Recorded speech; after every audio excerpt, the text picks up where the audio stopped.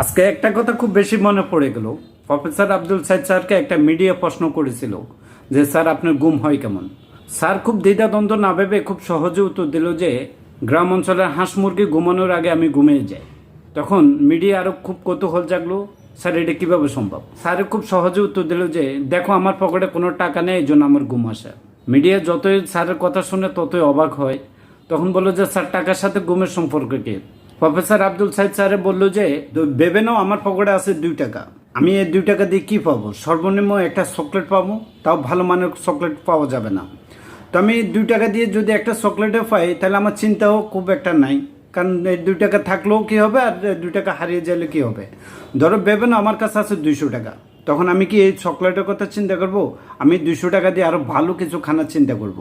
ভেবে নাও আমার কাছে আছে 2000 টাকা, তাহলে কি আমি চকলেট পর্যন্ত থেকে যাব? আমি নিশ্চয়ই ভালো কোনো খাওয়ার জন্য রেস্টুরেন্ট খুঁজবো। ভেবে নাও আমার পকেটে আছে 2 লাখ টাকা, তাহলে আমি কি করব? আমি কি রেস্টুরেন্টে খাওয়ার জন্য করব? আমি নিশ্চয়ই আরও হাই গ্রেড 5 স্টারে খাওয়ার জন্য চিন্তা করব। যদি আমার পকেটে থাকে 2 কোটি টাকা, তাহলে আমি কি করব? এই 2 কোটি টাকাটা আমি কোথায় রাখবো? যদি ঘরে রাখি নিশ্চয় চুরি হবার কোনো আশঙ্কা আছে, আর যদি ব্যাংকে রাখি তাহলে সরকারের কপিও দিতে হবে এই টাকাগুলো কোত্থেকে আসলো, কিভাবে আসলো, এই টাকার মালিককে, আপনি বিজনেসকে। কোনো একটা প্রশ্নের মধ্যে সে আটকে যাবে, তখন সে কি উত্তরটা দিবে? এই ধরনের দ্বিধাদ্বন্দ্ব করে চিন্তা করতে করতে দেখা যাচ্ছে যে আপনার সারাটা রাত পার হয়ে যাবে, তারপর আপনি ঘুম আসবে না, কারণ আপনি ঘর থেকে বেরোতেও পারতেছেন না। টাকাগুলো কোথায় রাখবেন? এই টাকাগুলো রাখার ব্যবস্থাও করতে পারতেছেন না, যার কারণে আপনি নিশ্চিত ঘুমাতে পারতেছেন না। তাই যার কাছে টাকা আছে তার ঘুমও হারাম হয়ে আছে।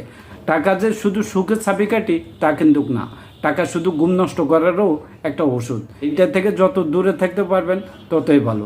আসলে টাকা ছাড়া পৃথিবীতে কোনো কিছুই করা যায় না, এটা যেমন সত্য, আবার টাকা দিয়েও পৃথিবীর সুখ কেনা যায় না। সুখ একমাত্র আল্লাহর দান। তাই সবসময় হালাল ইনকাম করার চেষ্টা করুন, কারণ হালাল ইনকামের মধ্যেই অবশ্যই সুখ আল্লাহ লিখে রাখছেন। আর হারাম টাকা দিয়ে আপনি অনেক কিছু মালিক হতে পারবেন সত্য, কিন্তু এই সত্যর আপনার সুখ থাকবে না। আর সুখ যদি না থাকে তাহলে এই টাকা পয়সা দিয়ে কী করবেন রে ভাই? 2 দিনের দুনিয়া, টাকা পয়সা পারবেন কবরে নিয়ে যেতে? তা ভেবে চিন্তে করিয়ে কাজ করিয়ে ভাবিও না। ভালো থাকেন, আল্লাহ হাফেজ।